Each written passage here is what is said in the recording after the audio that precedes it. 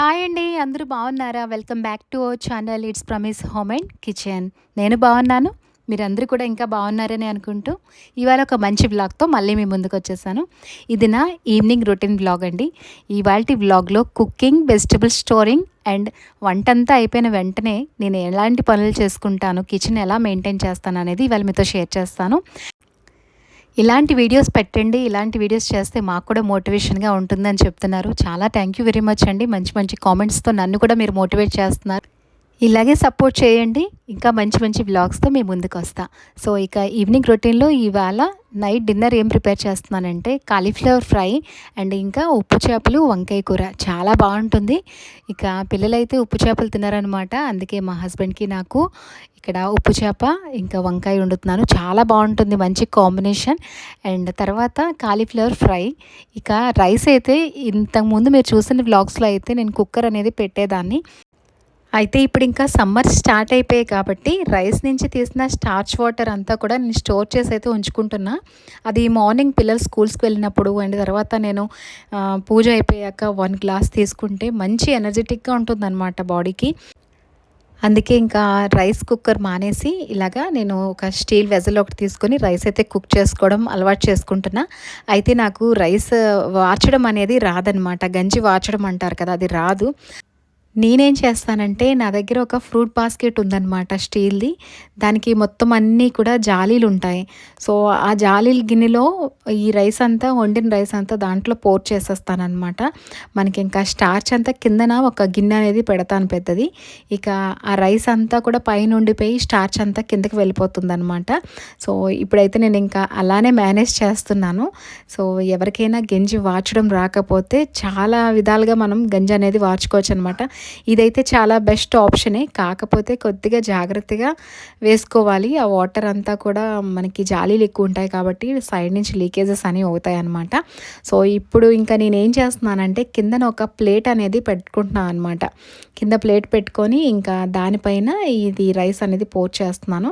So, అలాంటప్పుడు ఇంకా నాకు కిందన ఏంటంటే మన మార్బుల్ పాడవ్వట్లేదు అనమాట, కిచెన్ మార్బుల్ అనేది. లేదంటే 2-3 డేస్ నేను పెట్టిన దగ్గర అలా మార్కింగ్ అనేది వచ్చేసి కొద్దిగా లీకేజ్ అనేది అయ్యింది.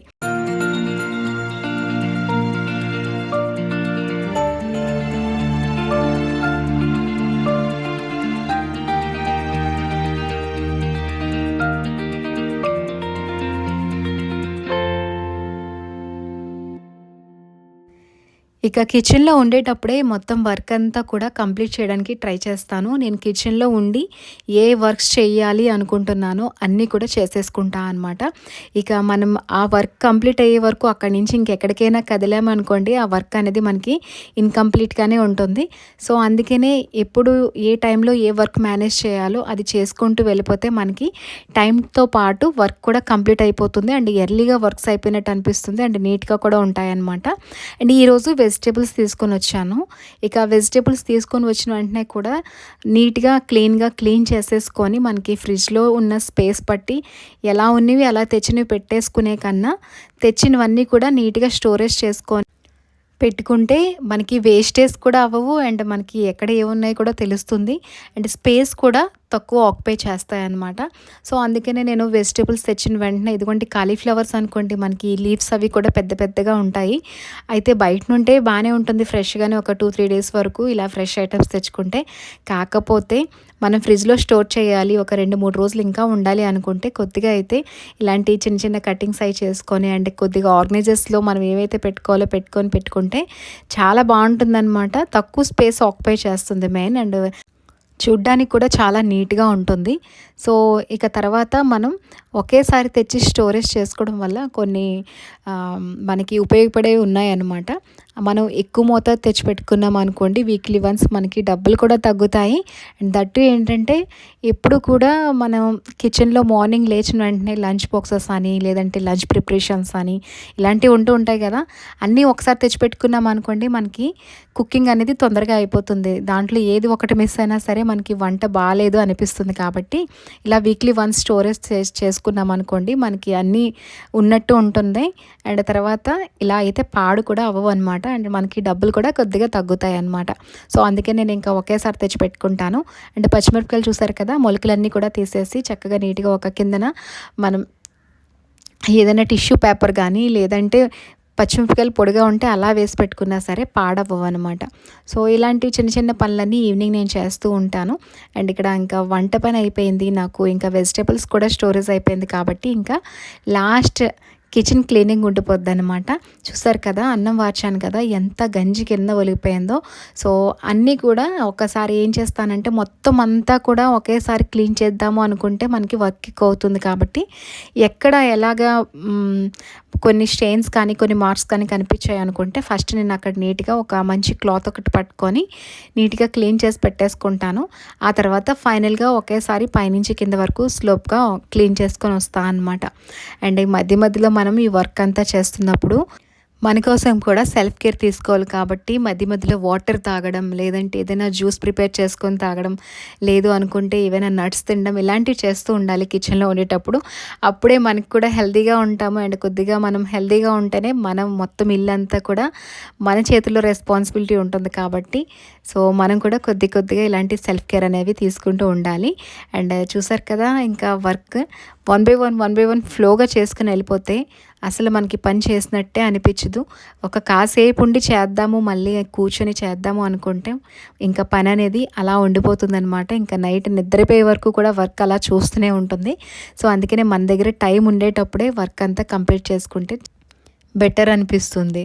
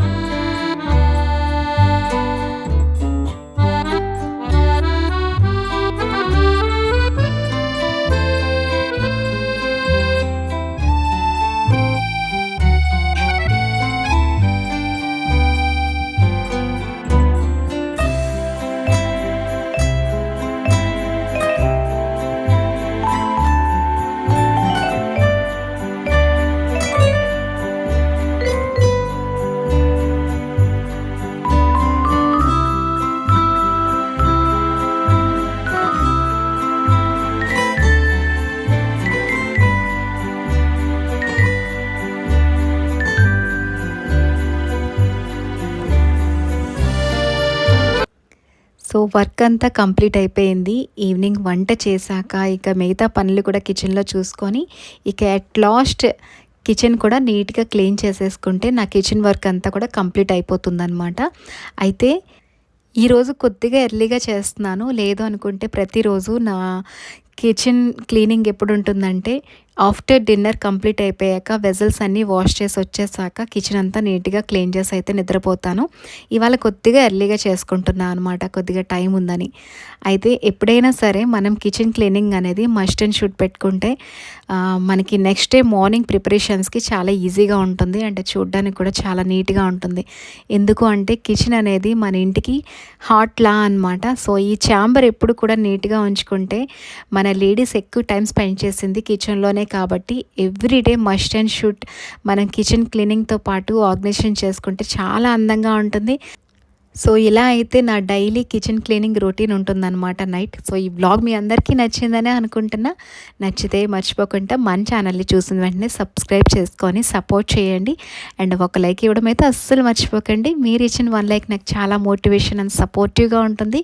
అండ్ కామెంట్స్ కూడా చేయండి. మీరు కామెంట్స్ చేయడం వల్ల మీరు ఎక్కడి నుంచి చేస్తున్నారో నాకు తెలుస్తుంది. అండ్ మన ఛానల్ ఎంతవరకు రీచ్ అవుతుందో అది కూడా తెలుస్తుంది. అండ్ చాలా హ్యాపీగా అనిపిస్తుంది మీరు కామెంట్స్ చేస్తుంటే. ఇంటరాక్ట్ మీతో ఇంకా పెరుగుతుంది. అండ్ మన ఛానల్లో అయితే నేను డైలీ వ్లాగ్స్ అనేవి పోస్ట్ చేస్తూనే ఉంటాను. మీరు ఇచ్చిన కామెంట్స్కి నేను ఆన్సర్ చేస్తూనే ఉంటాను. సో మళ్ళీ ఒక మంచి బ్లాగ్తో రేపటి బ్లాగ్లో మీట్ అవుదాం. Thanks for